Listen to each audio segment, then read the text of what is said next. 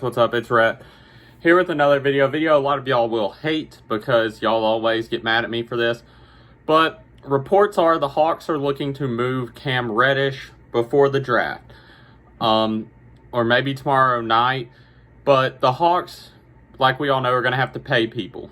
Trey, John, Kev won't be as much, but Hunter in the future. And the Hawks are going to have to pick because you can't give out 5 max contracts or 4 max contracts to guys. And Hunter's a max player. Trey's a max player.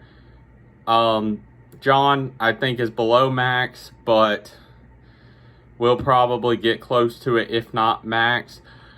And Cam played his value up so much during the playoffs against the Bucks, that last game, to where if you don't believe that he's going to continue this, if you think he's going to play like he did the beginning of the year before he got hurt, then trading him wouldn't be that bad.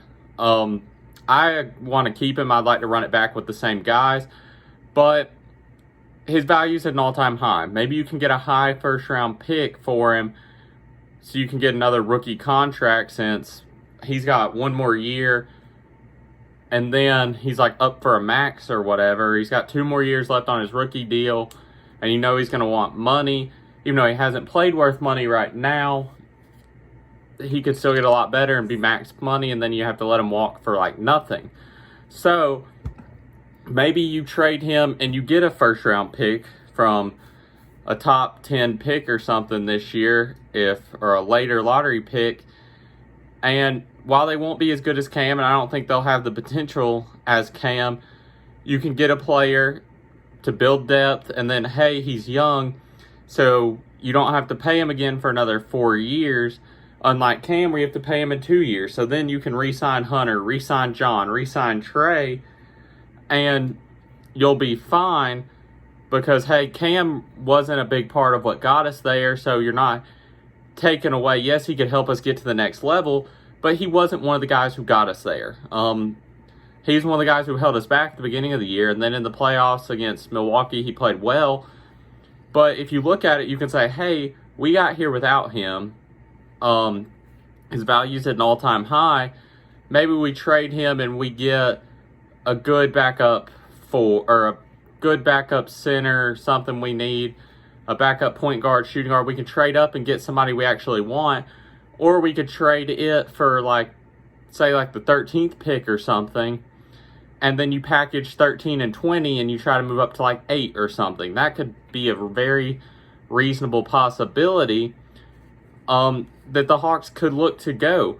Because paying all these guys isn't going to happen. I think Cam could be great. I've thought he could be great. But he's not consistent. He's not consistent. He's not confident. And if he played like he did in the playoffs every game, he wouldn't be traded. But if you don't believe he can do that, teams believe his potential is super high, maybe you look to move on. Maybe you look to say, hey, I can get a first round pick for him. Why not take it when I don't know if he'll actually be able to do what he did in the playoffs, all 72 games. And you're getting a guy who will be a lot cheaper for longer. I thought I saw Cam in this picture for the future. Gallinari, I feel like, was going to be the first one gone. Bogey, I think, will still be here. But, like, in 2 years or whatever, somebody's going to have to fill up for Bogey. Because, I mean, Bogey's got 3 years left, and he'll definitely accept his 4th year. But then maybe at that point, Cam's really good, and we trade Bogey. Or maybe Bogey's not, or maybe Cam's not good, and you eat it. But the thing is, Cam will be up for a contract after next season, I think. No, John, yeah, he'll be up for a contract after next season, which I don't think we would offer him an extension unless he did not play well or whatever, and we could get him for cheaper. But when you look at it, Cam, a great player, great potential.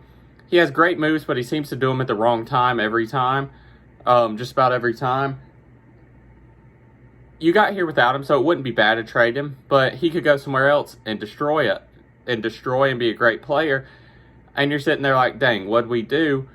But he wasn't a main person who got us here. I would like to keep him here because he's just a great part. But then you look at next year's team. Cam will probably be the 8th man, I would say, behind Herter and Gallo. I think Gallo's the 6th man, Herter's the 8th man. Cam will be the 8th, Herter will be 7th, based on last year. So you look at the bench and you need a backup point guard. Then you have Cam, Herter, Gallo, and Okongwu, but he's hurt, which is very solid 5 if you can get a point guard like a Devontae Graham I'd love to bring in.